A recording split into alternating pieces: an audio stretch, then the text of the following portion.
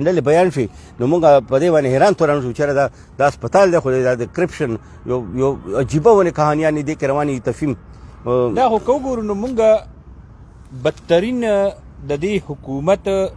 موجوده حکومت چې کوم کارکردګي ده نو دا مافیا او دا گروه دا د حکومت هغه کارکردګۍ شهرت ارس دا خو د حکومت دشمن دی تفهیم منیسټر چې کوم دی هر دور کې چې منیسټر وي نو هغه چې څوک افسر راولي یا چې د بورډ چیرمن راولي نو هغه ته دا اجازه نه ورکوي نو ته دا اشاره ته کرپشن کو دا د بې هغه یو اعتماد وي چې زه چې چاره وېستې ما آیا هغه اعتماد باندې پوره ثابت شم هغه ته سترګې اوچت کړم خو یا خپل لوټ مار وکړم بس یو ټایم باندې اوچت کړم او بیا مې نیب راګي کې بل څه مې راځي کې په عزت باندې کار نه وي دا نور ډاکټر نور ایمان چې کوم دی کوم راغلی دی په عزت باندې کار دا کوم هسپتال چې کوم لوټ کوي دا کوم سټوډنټ چې موږ د صدای نوشې رقم ټیم راوېستې په دې باندې خو نه فورن چې راشي په دې کاروایی او دې خلکو ته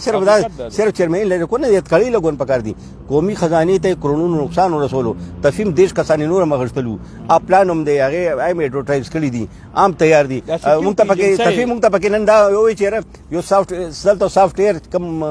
سیستم چلیږي قاضي میډیکل کمپلیکس کې موږ ته ذمہ دار افسر وي چې هغه یو کمپنۍ ته ورکړی دی کمپنۍ چې د مخکې موږ ډیفالټر را روانه ده او کمپنۍ چې ده هغه ته 2 लाख روپۍ قاضي میډیکل کمپلیکس افسر وي زه خپله ورته قاضي میډیکل کمپلیکس نه ورته ورکوم د بي او جي نور ایمان په حکم باندې 2 लाख روپۍ ورکوم سافټ ویر کمپنۍ ته کس ته او دغه چې دی نو کوډ هم هغوی په لاس کې دی کوډ هم هغوی مونږ ته نه دی کولاو کړی نو مونږ ته دا ویلي چې دا خو کوډ هم نه دی کولاو کړی مونږ ته کوډ نه را کړی خو څو ټایم کوډ هم بند کو نو هسپتال ټول نظام چې دی هسپتال ټول نظام به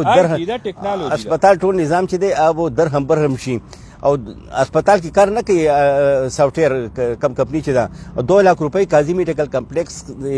خزانې نه ورته ځي تفهیم ډېر بوره حال شروع دی فوري ایکشن پکار دی که فوري ایکشن نشو دا زه دا مونږ چې کوم دی ناست یو مخامخ د هسپتال د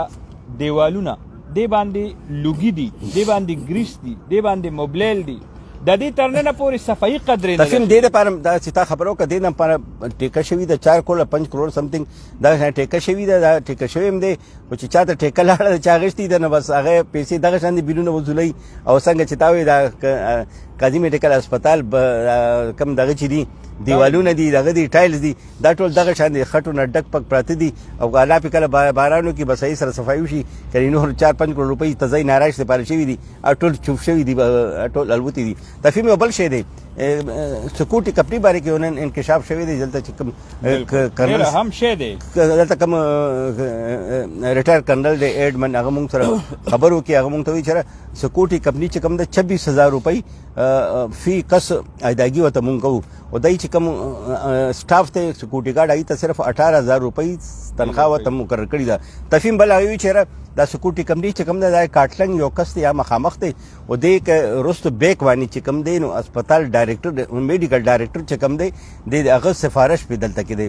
د قاضي میډیکل کمپلیکس کې میډیکل ډایریکټر دی د هغه سفارش وانی دا مونږ قواعد نه هټ کړ دته ورکړی ده او بل دې کې دا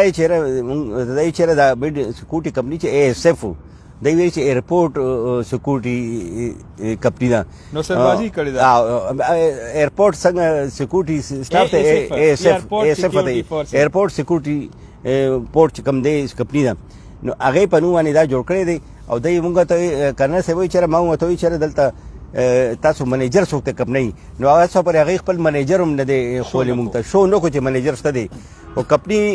وجود نشته دی او کمپنی کاغذونه کې کمپنی راغلی ده او کمپنی منیجر نشته دی او کمپنی راغلی ده د قاضي میډیکل کمپلیکس هسپتال زماری وته والا کا یو سپروایزر دی هغه 15 کور نه کسان لګولي سیو پکې دای سپروایزر چې خپل هم د خزم لګولي رورم لګولې دی ډېر بد حالت ته سکوټي کمپنی چې عام میرټ قواعد نه هټ کړی دی یو بس یو پیسو بندر باندې قاضي میډیکل کمپلیکس لوټ کو رانو کتون کو دا ټوله سلسله چې تاسو کوم